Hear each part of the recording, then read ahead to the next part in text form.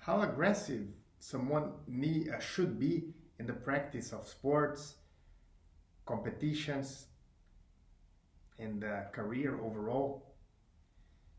Is it more rewarding to have an aggressive or a non-aggressive attitude?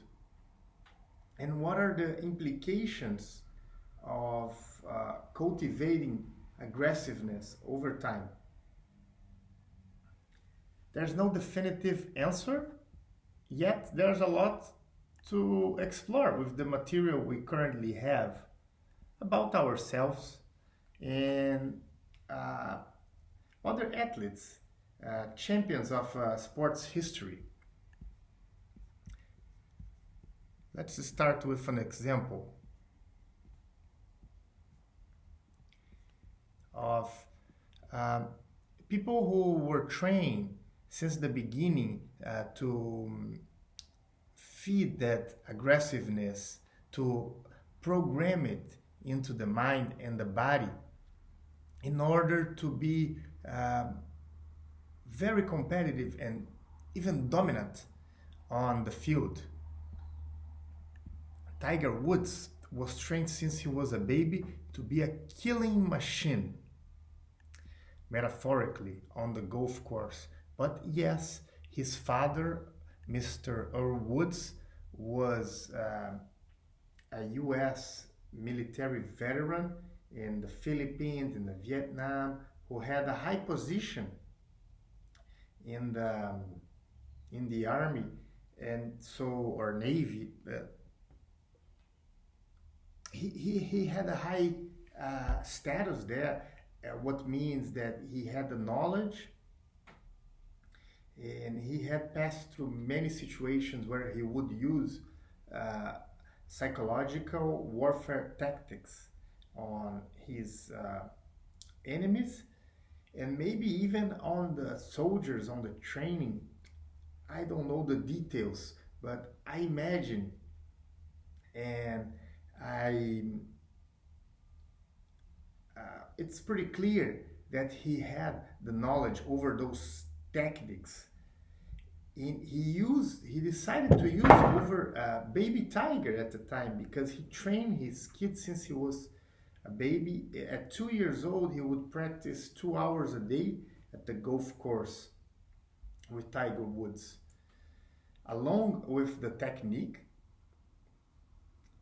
he would program his mind with psychological warfare tactics, saying that he used, or the U.S. military used, not just don't think that U.S. is the only one who uses. It's a practice of war that probably every country has its tools to or variations of those psychological warfare tactics. But in this case, was as we're talking about the U.S., it's it was used in the those enemies at the time. And we were talking about a grown military man and tough, tough people. Now imagine the impact this would have on a baby. It worked to a certain extent. Tiger became champion on a very young age, and with a very strong mind on the uh, during the games.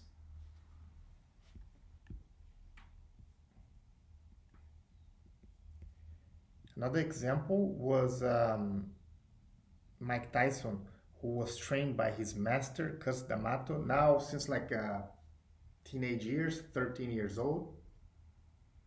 So he mentioned he was trained to hurt other men. This is a more common practice within fights, martial arts, even though it's used on other sports. And it worked for Mike Tyson as well.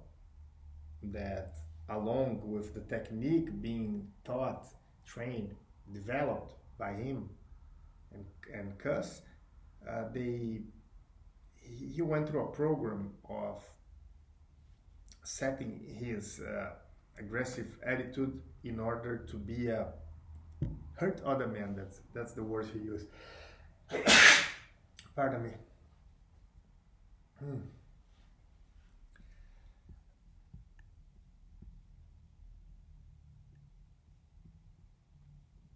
The question here is that only the only path to take, since these two athletes became champion at a very young age in a very convincing manner, or is there another way?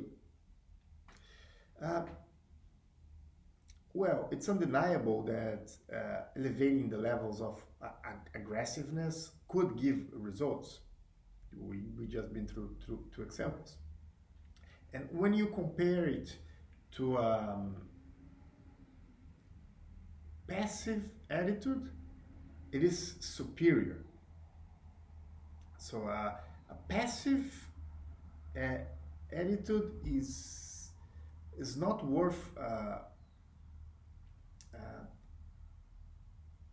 taking, since it doesn't deliver any result in life.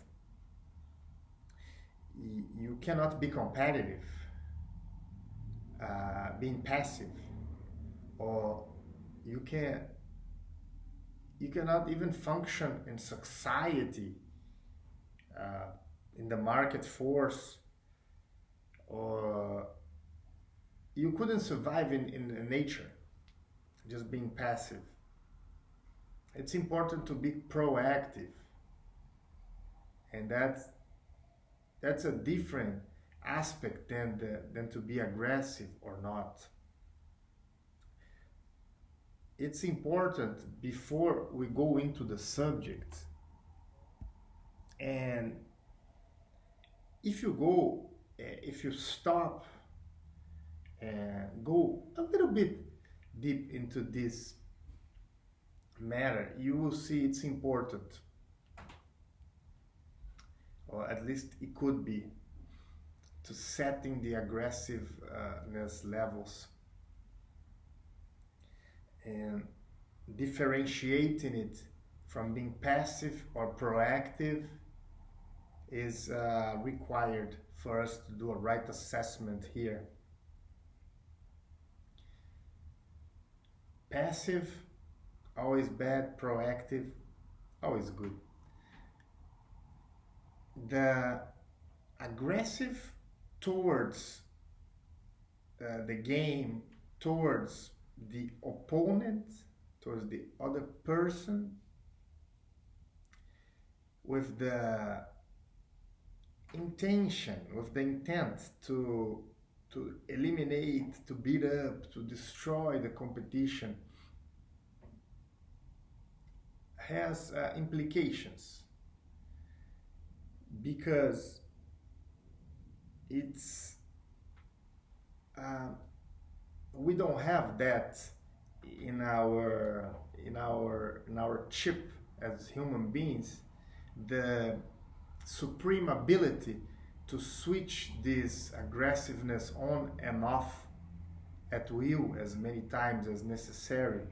For example, I'm going to compete in in 1 hour, and then I turn it on, and just right after the fight or the game I turn it off, becoming a harmonious person, a kind, able to live and to love happily, be generous.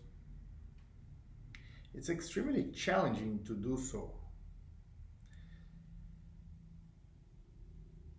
We might cover it, but the aggressiveness is still there.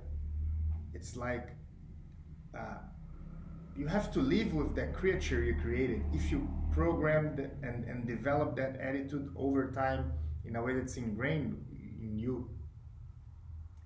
Because imagine, it's not fakeable. You have to develop that beforehand in order to express it in a game or a fight. It has to be part of you already.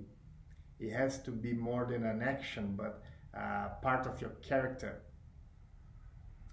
And these are the negative implications that happens especially over time.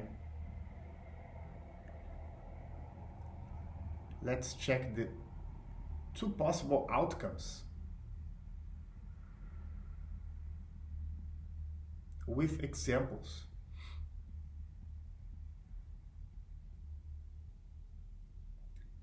So as I said, after some time, what usually happens is the athlete gets overwhelmed,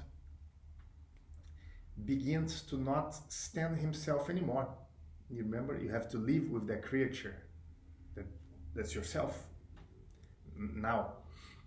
In some cases, it could escalate to a hate of life, as mentioned as told by Mike Tyson, still at the prime of his career, but on a point where he was no longer comfortable with that situation. He remembers his thoughts at that moment, which says, I hate Mike Tyson. Remember, this is Mike Tyson talking about himself at the prime of his career, on a moment where he was already becoming overwhelmed by developing such an attitude for so long. I hate being Mike Tyson. I wish the worst for Mike Tyson. I don't like my friends, not even myself. Maybe on a next incarnation I'll have a better life. That's why I'm enthusiastic in going into another world. I repel the way I live currently. I hate my life now. Here you could see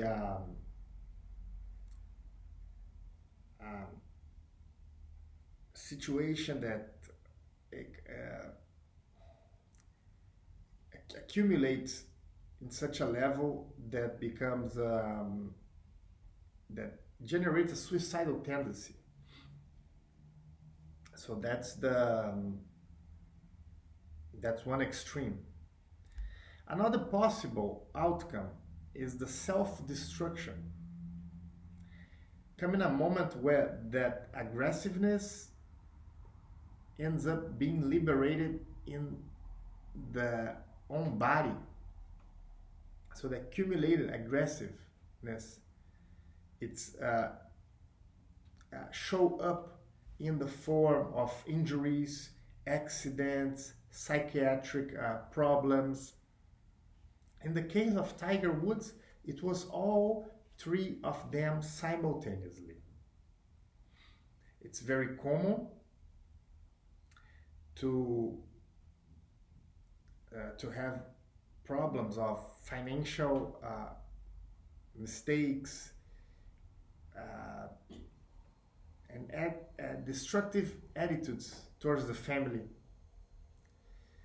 addictions, and so on.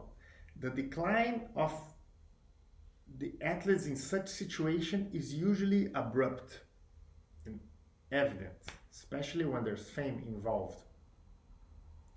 In most cases, the athlete who cultivated such a mentality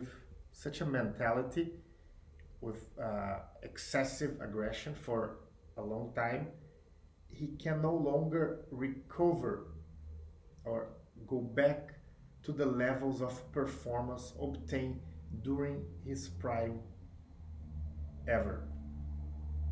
Let's say you have to deal with that situation once it becomes so overwhelming you can no longer handle it, manage it, and you have to face it. Maybe you will be able to overcome it fast, maybe it will take a few years, maybe you will never go over that, it will live with you.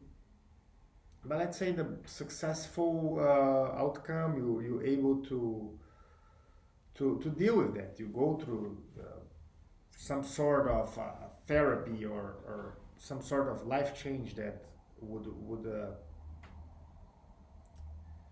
sublimate that problem, and then you go back into training, into practicing, into competing, and you even go back to be a champion. But I've observed is that you never get to such a level that you achieved prior.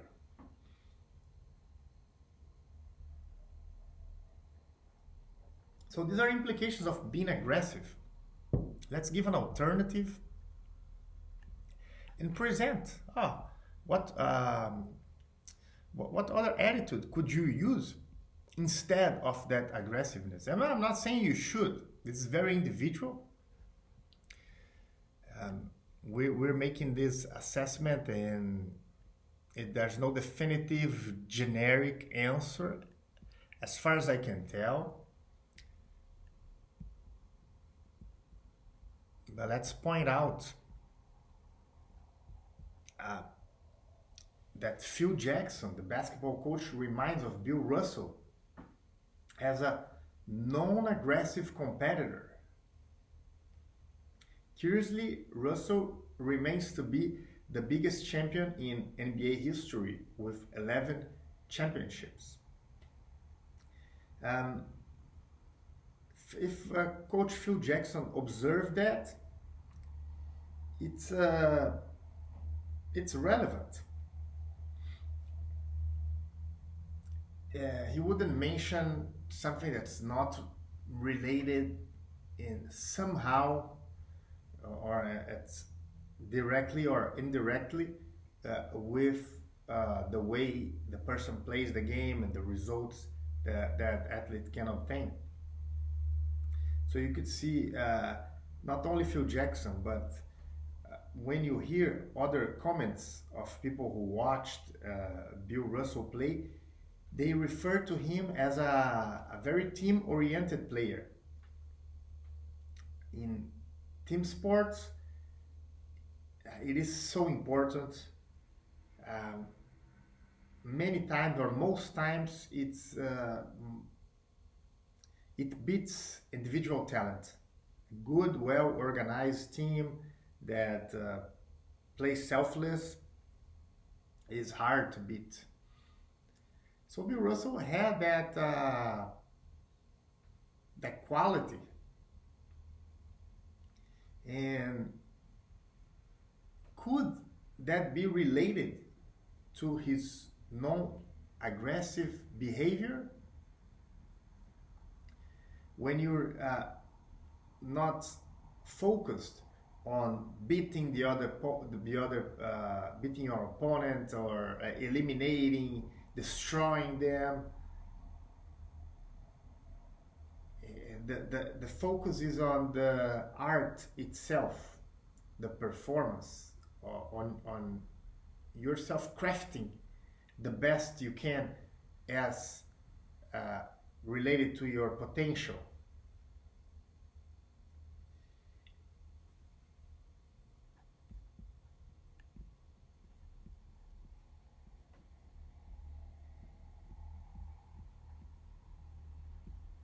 I still say it's inconclusive whether to choose one attitude or another.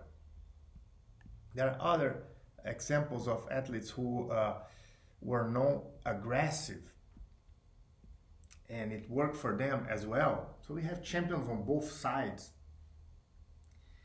And the idea here is to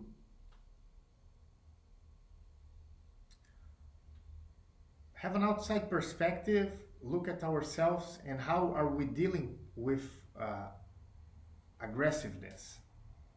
At what levels are we currently performing? Are we aware of that phenomenon, and how is that manifesting in ourselves? How does that reflect in the world around us? not only the competition, because remember, the competition is a small fraction of our times. We spend majority of our lives living in society and living with ourselves. That being said, a good assessment that could increase our performance, and this is very individual, is uh, to look to look at how are we doing at the moment and to calibrate that level of aggressiveness. Um, you could experiment, increase or decrease, be more aggressive towards the competition or towards life, or be less aggressive, have a more emphasis on yourself and on developing your potential instead of beating others. Mm, I'll also highlight to be never to be forgotten is to be always proactive over passive, and let me know if you're satisfied with the levels of aggressiveness you currently carry. Is that being positive for you? Is there implications? At what level do you think you are?